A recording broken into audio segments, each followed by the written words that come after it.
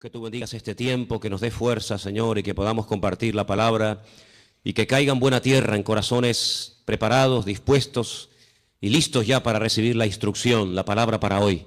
Bendice nuestras vidas, quita todo impedimento, Señor, de la índole que sea, y trae un renuevo y una fortaleza espiritual a nuestras vidas. Te damos gracias por este tiempo de estudio de tu palabra, bendícelo y que sea tu Espíritu Santo el que nos ilumine y nos hable al corazón. En el nombre bendito de Jesús. Amén.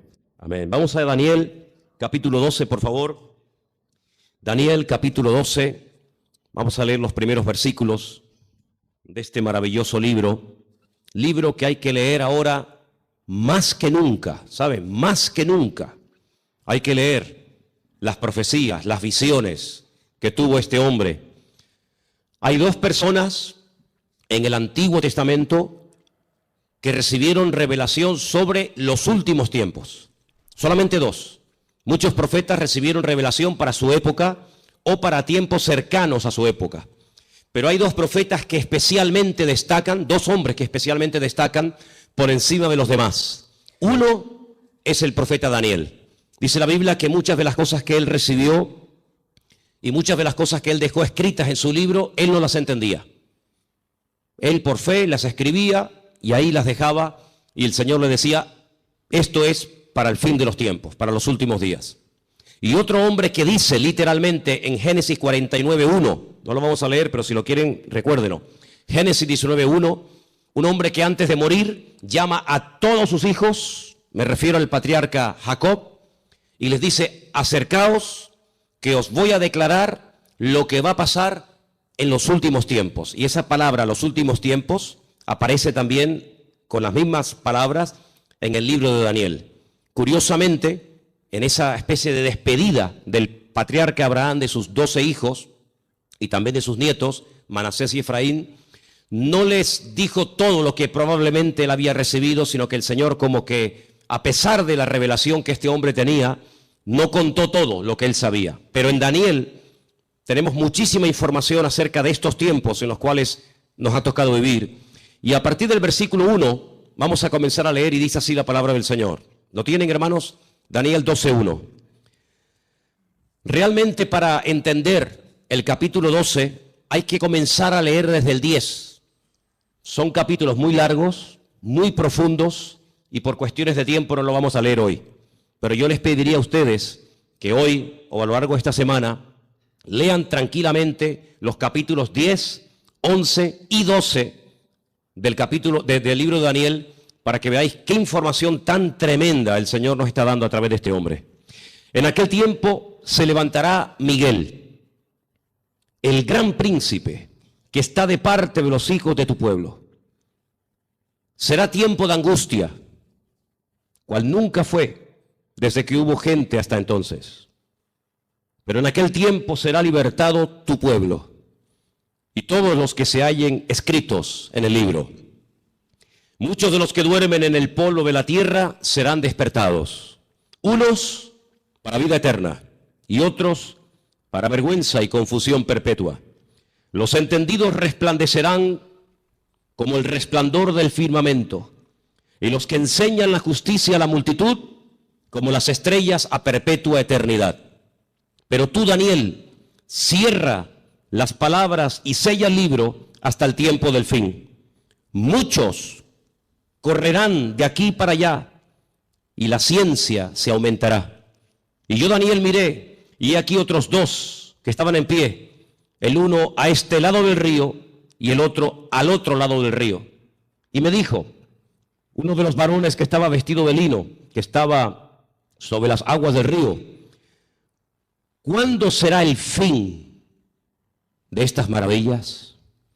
Y oí al varón vestido de lino que estaba sobre las aguas del río, el cual alzó su diestra y su siniestra al cielo, y juró por el que vive por los siglos, que será por tiempo, tiempos y la mitad de un tiempo. Y cuando se acabe la dispersión del poder del pueblo santo, todas estas cosas serán cumplidas. Y yo oí, mas no entendí. Y dije, Señor mío, ¿cuál será el fin de estas cosas? Él respondió, anda, Daniel, pues estas palabras están cerradas y selladas hasta el tiempo del fin. Muchos serán limpios y emblanquecidos y purificados. Los impíos procederán impíamente, y ninguno de los impíos entenderá, pero los entendidos comprenderán. Y desde el tiempo que se ha quitado el continuo sacrificio hasta la abominación desoladora, habrá 1290 días. Bienaventurado el que espere y llegue a 1335 días. Y tú irás hasta el fin y reposarás y te levantarás para recibir tu heredad al fin de los días. ¿Cuántos dicen amén? No es un libro fácil, ¿saben? Es un libro que además hay partes, no todo. Estos capítulos no, gracias a Dios, pero hay otros capítulos que están escritos en arameo. Y aunque se escriben las letras igual, las palabras significan cosas diferentes. Por lo tanto, esos capítulos, yo particularmente en arameo sí los puedo leer, pero no los entiendo porque no hablo arameo. Pero estos capítulos 10, 11 y 12 están escritos en hebreo y son muy interesantes porque hay expresiones, hay hebraísmos, hay palabras que tienen una profundidad, un sentido mucho más profundo que lo que a priori se puede entender, se puede ver, ¿no? ¿Por dónde empezamos? Bueno, hermanos, solamente decirles algo. ¿Os dais cuenta cómo está el mundo? En cuestión de días, en cuestión de semanas, el panorama mundial ha cambiado completamente. Profecías que hacían cientos, por no decir miles de años, que han estado ahí como dormidas, están surgiendo las circunstancias, se están dando las situaciones para que así, en un abrir y cerrar de ojos, en cualquier momento, puede iniciar una situación de tal magnitud que ya no hay marcha atrás. De hecho, yo me atrevería a decir esta tarde que estamos en este momento en una situación en la que ya no hay marcha atrás. Naciones que antaño se pelearon, ahora se han unido porque tienen un enemigo en común. Y los medios de comunicación ayudan y al mismo tiempo no ayudan. Ayudan porque te dan información del movimiento de tropas, de soldados, situaciones de países, lugares donde hay guerras, muertes, etcétera. Y en cierto sentido, pues gracias a la televisión, a la radio, a la prensa, a internet, pues te enteras de cosas que están ocurriendo a centenares o a miles de kilómetros y estás al día. Pero por otra parte, ellos cuentan su versión. Ellos te cuentan lo que ellos entienden que está ocurriendo. Pero sin embargo, el creyente tiene que tener la sabiduría y la comprensión espiritual para ver mucho más allá y leer e interpretar correctamente lo que está ocurriendo. Hay una profecía que lleva miles de años, vamos a decir entre comillas, dormida, y tiene que ver con la ciudad de Damasco, capital de Siria. Dos profetas, el profeta Isaías y el profeta Jeremías, profetizaron con muchísimo tiempo de antelación que esta capital sería atacada y quedaría prácticamente en ruinas, y no quedaría prácticamente recuerdo de ella. No vamos a leer todos los versículos que tengo porque si les digo la verdad, tengo tanto material sobre todo esto que podríamos estar aquí una semana entera sin salir, se lo puedo asegurar. Pero para los que estén tomando nota, y como además esto queda grabado, después ustedes pueden ir a su casa y volver a escuchar el mensaje, Isaías 17:1, Jeremías 49:23, en esa porción está la profecía que va dirigida específicamente a la ciudad de Damasco. La destrucción de esta ciudad, una de las ciudades más antiguas del mundo, junto con, por ejemplo, Jericó y también con la ciudad de Jerusalén y otras. De toda la vida se ha creído que en algún momento Israel atacaría Damasco y la destruiría. De hecho, ha estado en varias ocasiones a punto de destruir Damasco. Pero no ha sido así.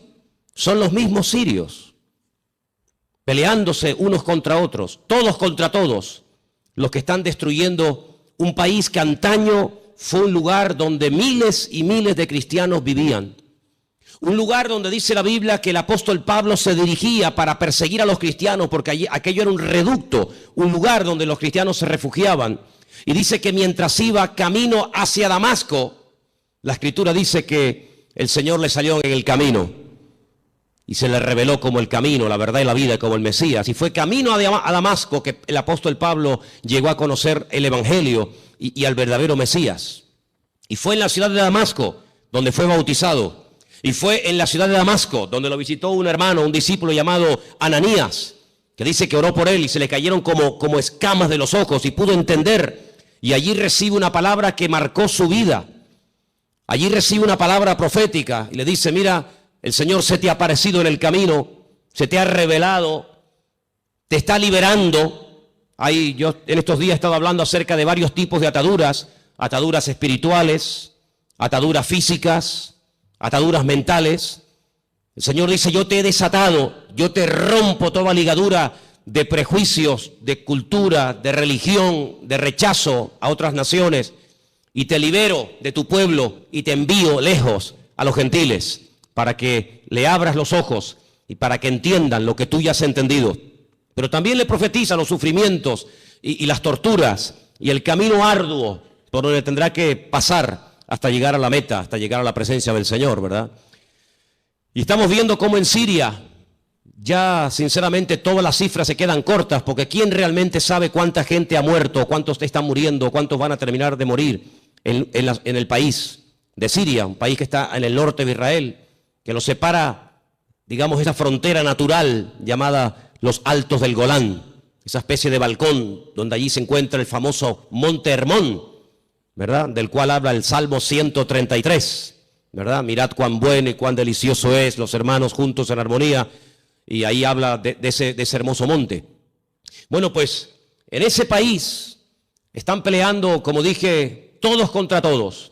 Ahora, para entender un poco lo que está ocurriendo, hay una serie de palabras que prácticamente a diario se escuchan en la televisión y muchas veces la gente no sabe de lo que se está hablando.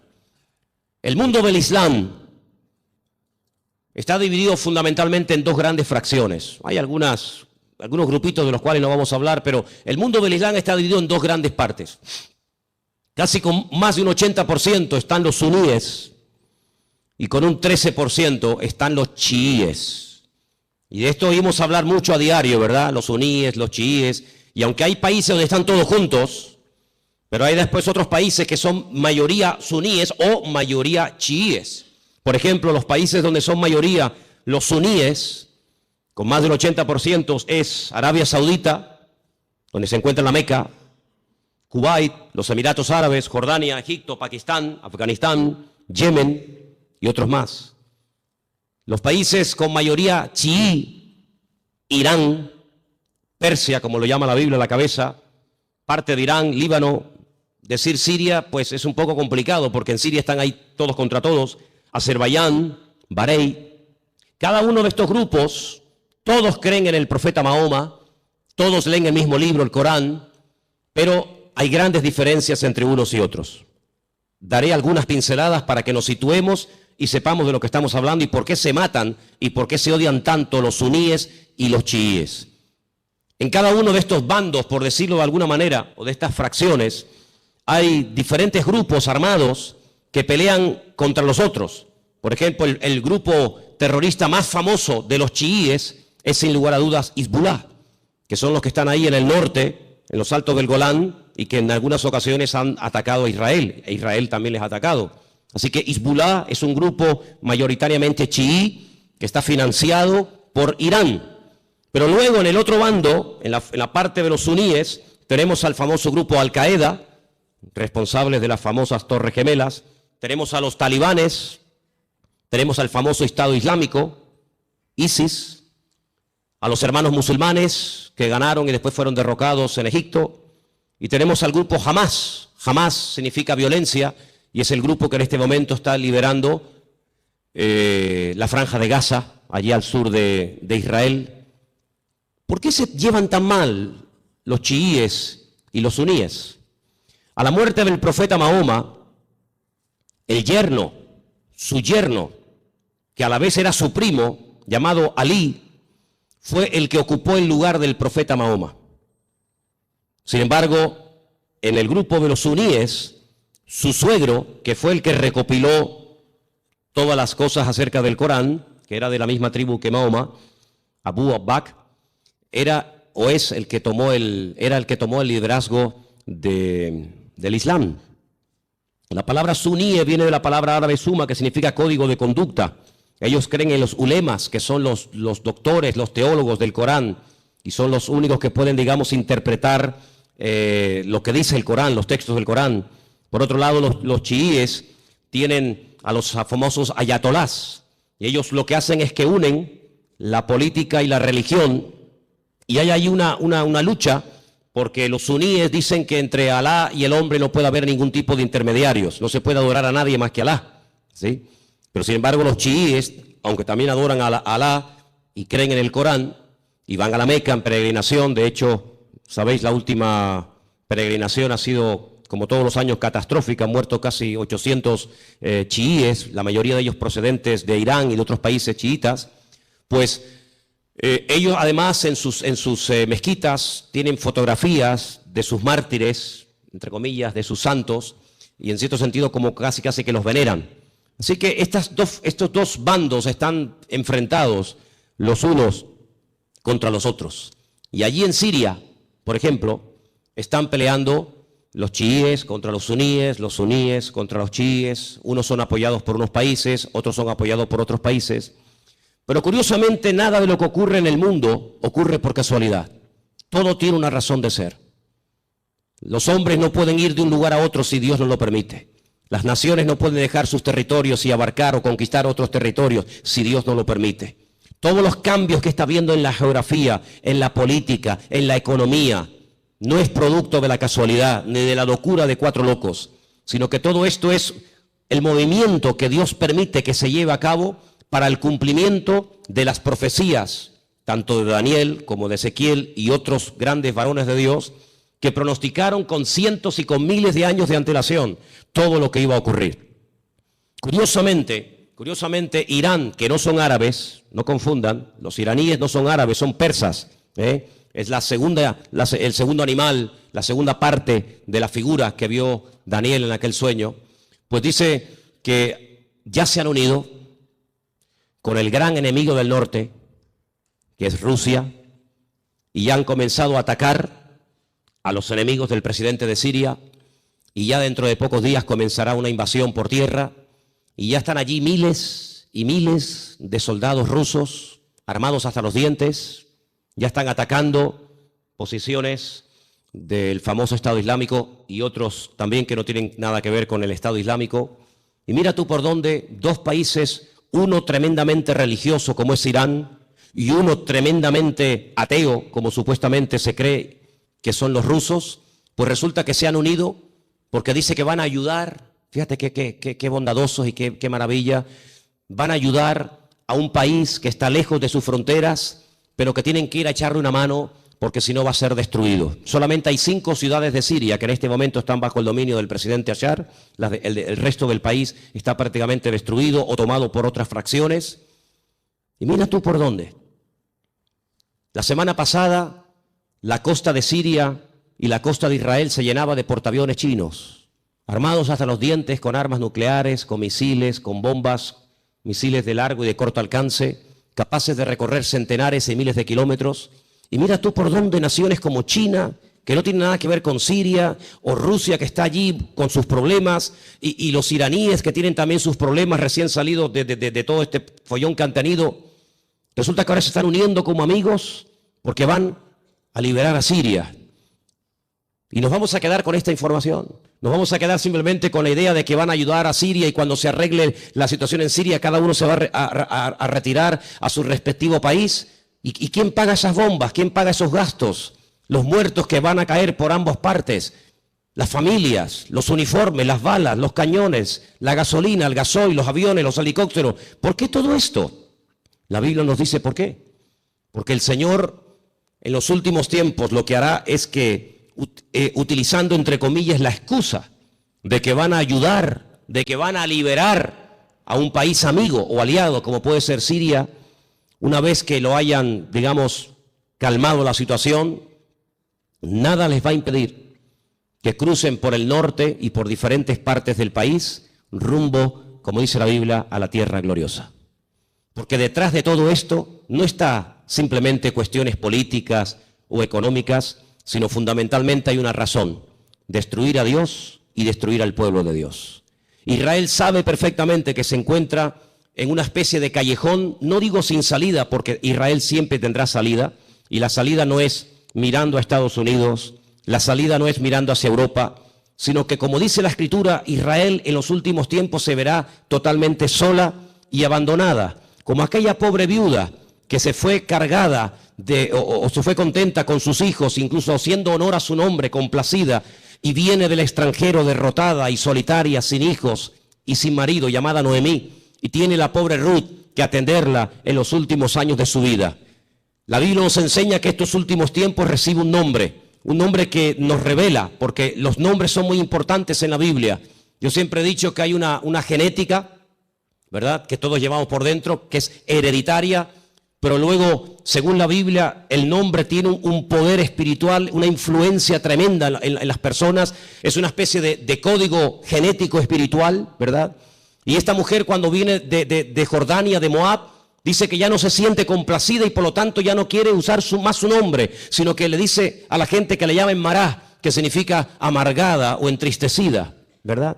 Y es interesante ver cómo estamos viendo el inicio de lo que la Biblia habla clarísimamente, que va a ser una tercera guerra mundial sin precedentes en la historia. De todas las guerras que Israel ha tenido, que han sido ya 7, de todas ha salido más que vencedora. Le han atacado por todas partes, de noche, de día, en plenos días de fiesta importantes. Por todas partes, de todas y cada una de las guerras que Israel ha tenido hasta el día de hoy, de todas ha salido victorioso. De esta guerra que está a punto de producirse en cuestión de días, semanas o meses, la única forma de salir con vida es que venga el Mesías en persona y les ayude. Esta guerra es una guerra que jamás se ha visto. Hemos leído en esta tarde en el capítulo 12 de Daniel que hay una especie de protección sobrenatural tipificada o representada en un soldado espiritual, en un arcángel llamado Miguel, que aparece en varias ocasiones en distintas partes de la Biblia. Solamente hay 2 ángeles en la Biblia, solamente 2 ángeles en la Biblia, que la Biblia nos revela su nombre, Gabriel y Miguel. La Escritura dice que Josué, antes de entrar a tomar posesión de la tierra, vio a un varón, y la descripción que nos da el libro de Josué se asemeja mucho a la descripción que nos da Daniel en el capítulo 12, y nos da a entender de que este arcángel tremendamente poderoso llamado Mijael, que significa quien como Dios, Mijael, pues es una protección espiritual que Dios le ha asignado a este pueblo. En algún momento puntual, solamente Dios sabe cuándo, este arcángel, este varón de Dios tremendamente poderoso, que contendió con Satanás por el cuerpo de Moisés, dice el libro de Judas, será quitado, será desplazado, y entonces dice que será un tiempo de angustia cual nunca hubo gente, y más que gente, la palabra es naciones. Desde que hay naciones sobre la faz de la tierra, dice la Biblia que nunca el hombre habrá visto una guerra de tal magnitud, con tanta cantidad de soldados, de armamento y de tropas como esta última. Vamos a leer dentro de unos momentos algunos textos de la Biblia, pero es impresionante los datos que la Biblia te da antes de que comience la guerra. Aún no ha comenzado, aún no existía el siglo XX, evidente, o el siglo XXI, cuando todo esto se escribió, y los profetas, por revelación del Señor, recibieron los datos concretos y específicos sobre esta guerra. Por ejemplo, nos dice que llegarán a intervenir más de 200 millones de soldados. Jamás ha habido ninguna guerra con tantos millones de soldados. 200 millones de soldados. Esta guerra se describe de una forma tremenda, con unos detalles que te quedas con la boca abierta en 3 capítulos de la Biblia. Creo que sois capaces de recordar estas cifras.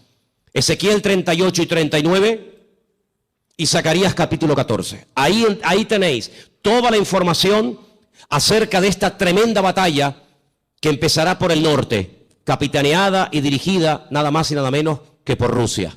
En el capítulo 38 del libro de Ezequiel nos dice algunas cosas muy interesantes sobre este tiempo final.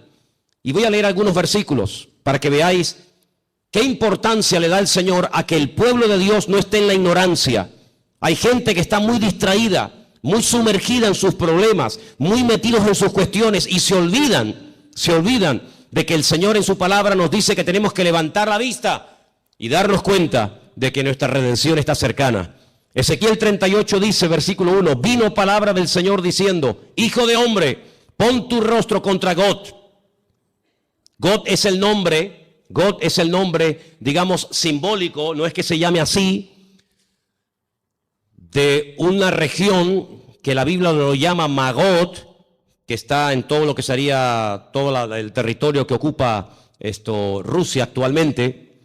Y fijaros que hay dos nombres de hombres, solamente dos hombres de hombres, que curiosamente tanto en español como en hebreo empiezan y terminan con la misma letra. Uno es el nombre David. David empieza con una letra llamada Dalet y termina con otra letra llamada Dalet.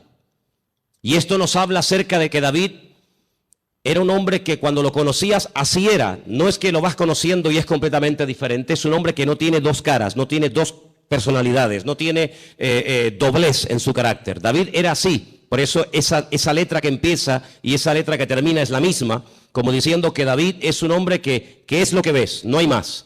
Curiosamente, en un acto de imitación sin precedentes en la historia, a este líder político se le pone un nombre simbólico cuya letra empieza por la G o la Gimel en hebreo y con la misma letra termina la G o la Gimel, God, como diciendo que lo que ves es lo que hay. En David era lo positivo. Si ves que es un hombre espiritual, es que es espiritual. Si ves que es un hombre valiente, es que es valiente. No es que dé impresión de valiente y luego es un cobarde. No es que es un hombre aparentemente espiritual y luego es un carnal. No. Bueno, pues en God, en este personaje que nosotros lo conocemos más famoso como el nombre del famoso anticristo, si tú lo ves así, así es como es. Es malo, es apoyado por el diablo, etcétera, etcétera. Y dice aquí, así ha dicho el Señor, he aquí yo estoy contra ti, oh God, príncipe soberano de Mesec y Tubal. Estos son hijos de Noé. Te quebrantaré, pondré garfios en tus quijadas y te sacaré a ti y a todo tu ejército, caballos, jinetes, en todo equipados, gran multitud de paveses, escudos, teniendo todos ellos espada. Y ahora menciona una coalición, no están todos nombrados, una pequeña coalición de naciones que se van a unir. Y menciona a Persia, y ya hemos dicho que Persia, ¿quién es? Ok, es Irán. Cus, tenemos Etiopía, tenemos Libia, con otros nombres, todos ellos con escudo, con yelmo, Gomer, sus tropas, la casa de Togarma, los confines del norte, sus tropas. Prepárate, apercíbete tú y toda tu multitud que se ha reunido a ti, y sé tú su guardia. Pero si leemos un poquito más adelante, versículo 15, vendrás de tu lugar de las regiones del norte, y tú y muchos pueblos contigo. Fíjate, todos ellos a caballo, gran multitud, poderoso ejército. Subirás contra mi pueblo Israel. Sí, es inevitable que este hombre ataque a Israel, es inevitable. Bueno, pero es que van a ir a Siria. La noticia no dice nada de Israel. Las noticias no, pero la Biblia sí. Y las noticias no pueden saber la información que tú y yo tenemos en esta tarde. Mañana Telecinco no puede decir, le presentarían una denuncia, diría, esta gente está loca. Mañana no vamos a ver en Telecinco, en Antena 3, que Rusia pretende apoderarse de los altos del Golán con la intención de atacar Israel. Me dice, pues ustedes están locos. No. Las noticias no te lo van a decir, te lo estoy diciendo yo, te lo está diciendo el Señor a través de mi boca. Subirás contra mi pueblo Israel como nublado para cubrir la tierra y será al cabo de los días, al final de los tiempos, en estos tiempos. ¿Y qué dice aquí? Y te traeré sobre mi tierra. No es que a Putin se le ocurre la genial idea de decir, bueno, vamos a Siria y ya que estamos a un tiro de piedra, saltamos los altos del Golán. Y desde los altos del Golán vemos todo Israel abajo y la machacamos. Total, que son 300 kilómetros de largo para un imperio, para una potencia militar como Rusia, que con una bomba hace así y borra de la faz de la tierra a 10 millones de personas. Porque eso es lo que puede tener Israel en este momento, si es que llega ahora mismo a 10 millones de personas viviendo allí. ¿Qué puede impedir? Pero no es él el que lo decide, es Dios el que le dice a God, ven a mi tierra, ven. Y entonces dice, para que las naciones me conozcan cuando sea santificado en ti, oh God, delante de tus ojos. Así dice el Señor, ¿no eres tú aquel de quien hablé yo en tiempos pasados por mis siervos los profetas de Israel, los cuales profetizaron en aquellos tiempos que yo te había de traer sobre ellos? Israel sabe perfectamente que Rusia les va a atacar en cualquier momento. Ya lo hicieron hace poco allí en Ucrania, en el país de nuestro hermano. No se cortan un pelo, no tienen ningún problema, tienen afán de expansión. Quieren recuperar lo perdido e incluso lo que nunca fue de ellos. No atacaron en un momento determinado un país que no tenía nada que ver con Rusia, como fue Afganistán. La Biblia profetiza que Rusia va a atacar en los últimos tiempos a Israel. En aquel tiempo, cuando venga God contra la tierra de Israel, dice el Señor, subirá mi ira y mi enojo. Tremendo. Pero vamos al capítulo 39. He aquí yo estoy contra ti, oh God, príncipe soberano de Mesed y Tubal. Te quebrantaré y te conduciré y te haré subir de las partes del norte y te traeré sobre los montes de Israel. Otra vez. Te sacaré tu arco de tu mano izquierda y te derribaré tus saetas en tu mano. Sobre los montes de Israel, ahora viene la palabra tremenda. Sí, es verdad, Rusia atacará a Israel, pero sobre los montes de Israel caerás tú y todas tus tropas, y los pueblos que fueron contigo, y aves de rapiña de toda especie, las fieras del campo, le he dado por comida. Sobre la faz del campo caerás, porque yo he hablado, dice el Señor. Impresionante, ¿eh? Enviaré fuego sobre Magot, sobre los que moran con seguridad en las costas, y sabrán que yo soy el Señor. Y haré notorio mi santo nombre en medio de mi pueblo Israel, y nunca más dejaré profanar mi santo nombre. Y sabrán las naciones que yo soy el Eterno, el Santo de Israel. He aquí viene y se cumplirá, dice el Señor. Este es el día en el cual yo he hablado. Los moradores de la ciudad de Israel saldrán y encenderán y quemarán armas, escudos, paveses, arcos, saetas, dardos de mano y de lanzas, y los quemarán en el fuego por 7 años. Durante 7 años tendrán combustible, tendrán armamento de todo lo que abandonaron estas tropas tremendas. No traerán leña del campo ni cortarán de los árboles, sino quemarán las armas en el fuego y despojarán a sus despojadores y robarán a los que les robaron, dice el Señor. En aquel tiempo, qué tremendo, en aquel tiempo yo daré a God lugar para sepultura allí en Israel. Allí va a ser enterrado este personaje que lo llamamos el anticristo, que Ezequiel lo llama God. Allí va a ser enterrado, y después le voy a decir cómo el Señor es tan misericordioso que permite que el anticristo o God, ¿por qué el Señor permite a un personaje tan ruin y tan malo que sea enterrado en Israel y no despedazado, comido por las fieras? Vais a ver qué misericordioso es el Señor.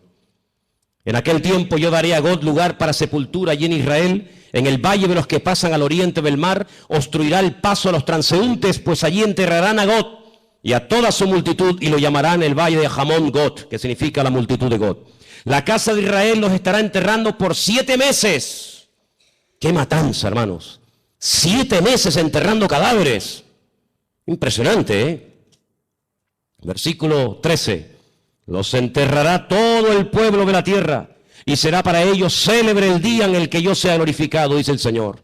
Tomarán hombres a jornal que vayan por el país con los que viajen para enterrar a los que queden sobre la faz de la tierra, a fin de limpiarla, y al cabo de 7 meses harán el reconocimiento.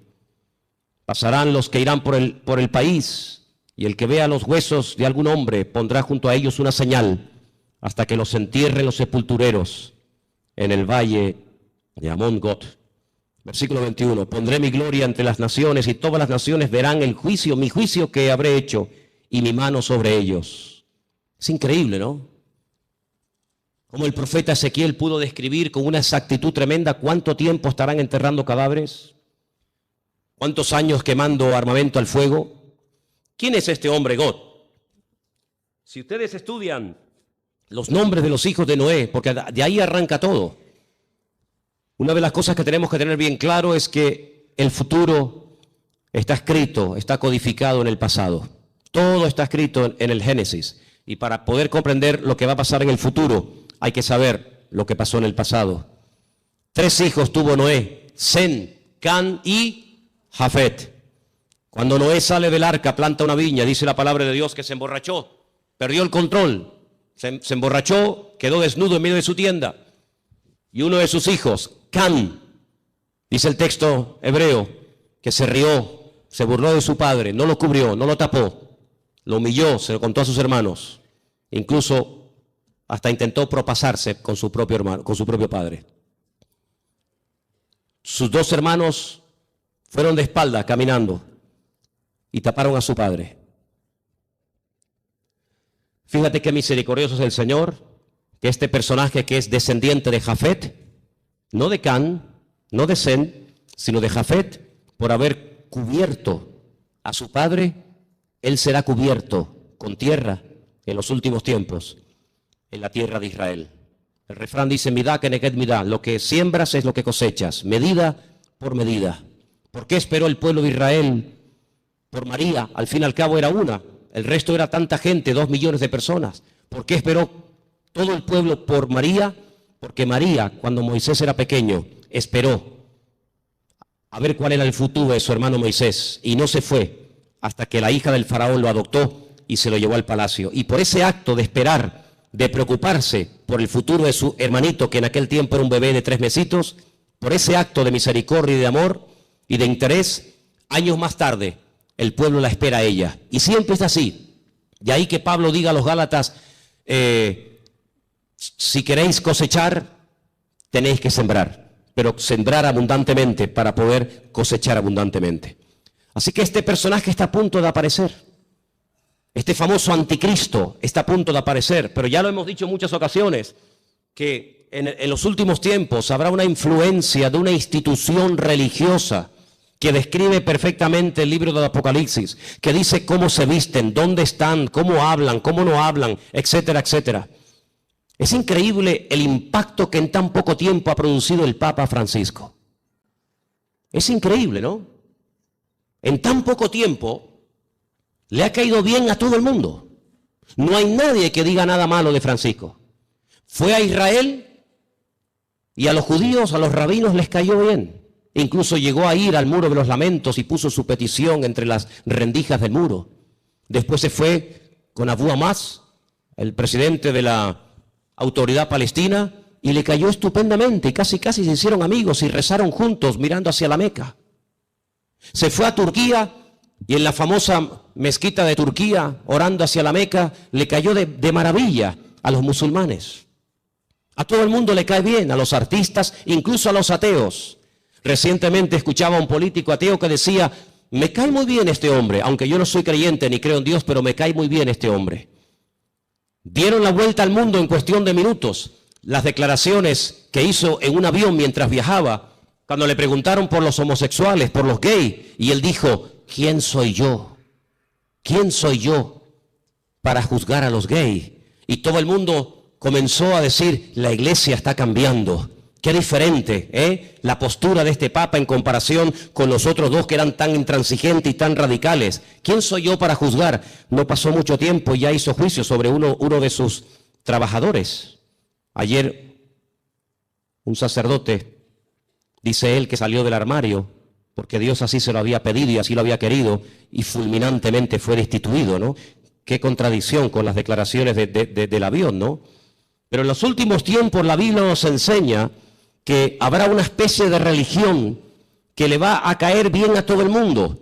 Será capaz de ir con los musulmanes, con los judíos, con los cristianos. Dicho sea de paso, hace muy poco tiempo este Papa se fue por primera vez en toda la historia con un pastor muy conocido por nosotros a una iglesia evangélica en la ciudad de Caserta, en Italia, donde yo estuve ahora hace unos días.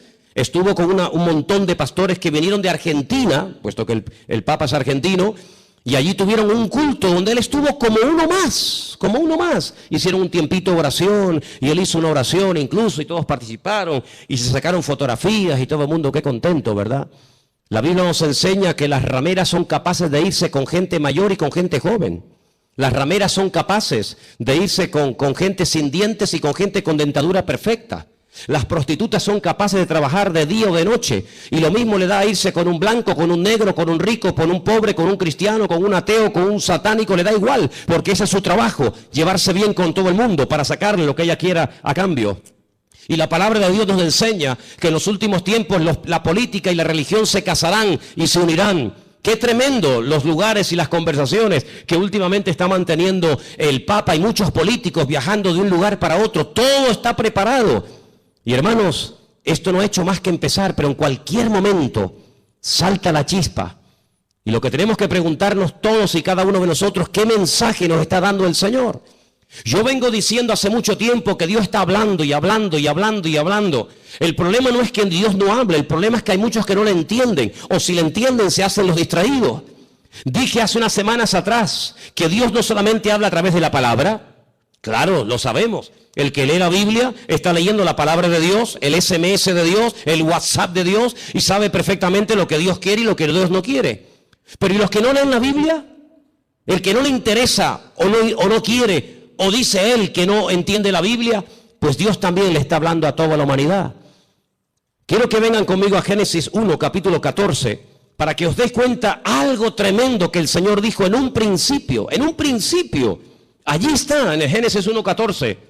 Dio una señal, dio un mensaje muy interesante. Y vamos a leerlo en esta tarde. Dice así, Génesis 1, 14. ¿Lo tienen, hermanos? Tengo esta página de la Biblia prácticamente destrozada, entonces espero leerla bien porque la tengo toda pegada. Creo que dice algo así como: y dijo Dios, haya lumbreras en la expansión de los cielos para separar el día de la noche y sirvan de señales para las estaciones. Ahora ya no tengo ese trocito que dice para días y años. Ok, ahí está. ¿Qué es lo que será? Lo mismo que fue.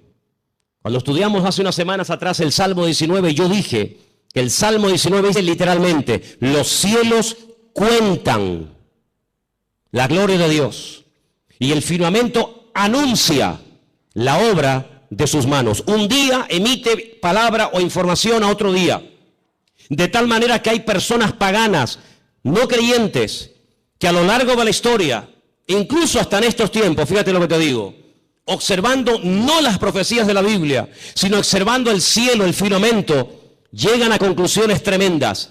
Quiero decirles que en un momento puntual de la historia de la humanidad, el Señor utilizó el astro rey, el sol, la luna y las estrellas para darle un mensaje profético a uno de sus hijos llamado José. ¿Lo habéis olvidado? Dice que él vio al sol, a la luna y a las estrellas que se postraban delante de él. Y Jacob, cuando oye el sueño de su hijo, él entiende perfectamente lo que le está diciendo. El sol es el padre, la luna es la madre y las estrellas son sus hermanos. Curiosamente, las estrellas, los hermanos, llegaron antes que el sol a Egipto, porque siempre es así: primero es la noche y luego es el día. No primero el día y después la noche. Primero había tinieblas y después vino la luz. La tiniebla siempre precede a la luz. Pero fíjate qué curioso, los magos de Oriente, que no sabemos realmente de dónde eran, si eran judíos, si no eran judíos, sabían perfectamente el lugar y el día en el que había nacido el Mesías. Porque interpretaron que aquellas estrellas que tenían nombre, la estrella Sadik, la estrella Jamelec, etcétera, se habían alineado, y ellos sabían perfectamente que tenían que ponerse en marcha para llegar a donde, a Belén de Judea, porque allí era donde había nacido el Mesías. Y es que el Señor, en el versículo 14 de Génesis 1 que hemos leído, dice que cuando Él creó el sol, cuando Él creó la luna y Él creó las estrellas, no solamente las creó, número uno, para separar, para hacer diferencia entre el día y la noche, no, sino que dice que las creó para las estaciones. Y la palabra estaciones es la palabra hebrea modín. Y la palabra modín, ¿sabe lo que significa? Fiestas. Es la misma palabra que se emplea en Levítico cuando dice: recuerden las fiestas del Señor. ¿Cuándo tienen que ir? ¿Cuándo no tienen que ir? ¿Cuándo tienen que ponerse en marcha? ¿Cuándo no tienen que ponerse en marcha? En otras palabras, cuando ustedes vean los cielos, ustedes podrán discernir en qué tiempo de su relación con Dios ustedes se encuentran. Es muy importante que tú, hermano y hermana que me escuchas en esta noche, te preguntes: ¿dónde me encuentro ahora mismo en mi camino, en mi relación con Dios? ¿Estoy más cerca? ¿Estoy más lejos? ¿En qué punto me encuentro? Porque el tiempo marca la circunstancia y la circunstancia marca el tiempo. Jesús le dijo, ustedes olvídense de ver señales. Esta generación, como es una generación mala, perversa y adúltera, no se le ha permitido ver señales como a otras se les permitió. Ustedes solamente podrán ver una señal, solamente una, y la van a ver, y se llama la señal del profeta Jonás. ¿En qué consistía? Bueno, le está diciendo, así como Jonás estuvo en el vientre del pez 3 días y 3 noches, así estaré yo, el Hijo del Hombre, en el vientre de la tierra 3 días y 3 noches. Esa señal era la señal de la generación de Jesús. Pero sin embargo, Noé no esperaba esa señal. Porque ¿cuál era la señal de Noé? El diluvio. Pero ¿cuál era la señal de Salomón? La construcción del templo. Y cada generación, cada tiempo tiene una circunstancia, una señal, y cada señal identifica el tiempo. Por eso podemos saber ahora mismo en qué tiempo, en qué lugar, en qué punto del camino yo me encuentro en mi relación con Dios por lo que estoy viendo. Porque repito, la señal, la circunstancia política, social, económica, espiritual, etcétera, etcétera, marca el tiempo en el que yo estoy viviendo. Yo no puedo ver, no puedo orar para ver el nacimiento del Mesías porque Él ya nació, no es la señal de mi tiempo. Yo no puedo esperar, aunque ore, ayune 40 días, tome autoridad y reprenda y declare. Yo no puedo ver al profeta Jonás siendo vomitado en una playa para ir a predicar a los ninivitas. No, porque no es la señal de mi tiempo. Pero ¿cuáles son las señales de nuestro tiempo? Pues algunas de las que les estoy diciendo esta noche. Como Rusia, Persia, las naciones árabes, Europa y el mundo entero le darán la espalda a Israel. Y ustedes dicen, pero ¿cómo es posible que todos? Es que no hay ni uno. No hay ni uno que apoye a Israel. Dice, bueno, los americanos, ya no es como antes. Ya no es como antes. Israel se verá más sola que la una. Y solamente podrá mirar en una sola dirección, hacia arriba.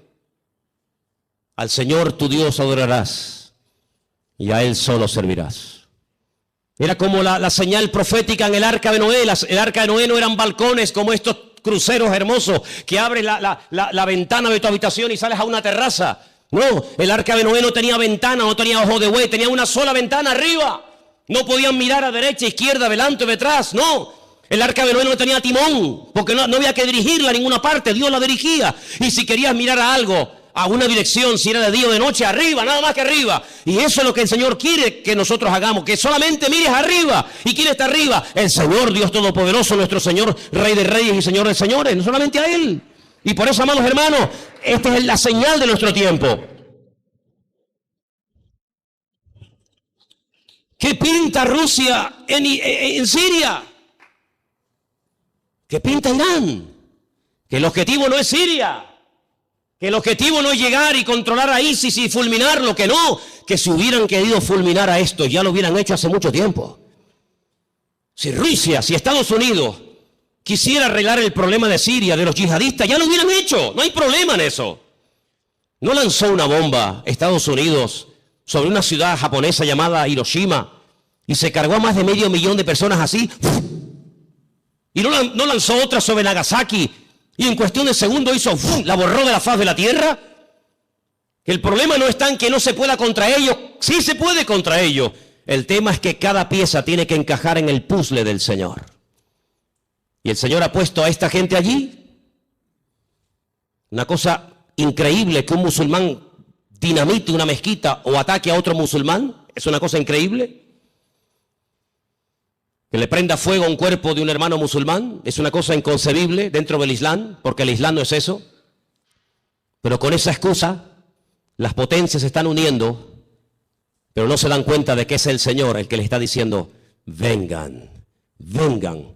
Y al final dice que el Señor los llevará a un gran valle, y quiero leer y terminar con esto, porque les digo, tengo material para estar aquí un año, pero en Zacarías capítulo 14, y después la última porción la leeremos en Joel. Es el Señor el que le dice a las naciones, vengan que yo les voy a juzgar en el valle de la decisión, valle de Josafat. Zacarías capítulo 14, ¿lo tienen, hermanos? ¿Sí? Dice así la palabra del Señor. He aquí el día del Señor. Viene y en medio de ti serán repartidos los despojos. Porque yo reuniré a todas las naciones para combatir contra Jerusalén. Es el Señor el que permite que vayan a hacer guerra contra Jerusalén. No es una mente loca o sádica o fanática. Es el Señor. La ciudad será tomada, las casas serán saqueadas y violadas las mujeres. La mitad de la ciudad irá en cautiverio, mas el resto del pueblo no será cortado de la ciudad. Después saldrá el Señor y peleará con aquellas naciones como peleó en el día de la batalla.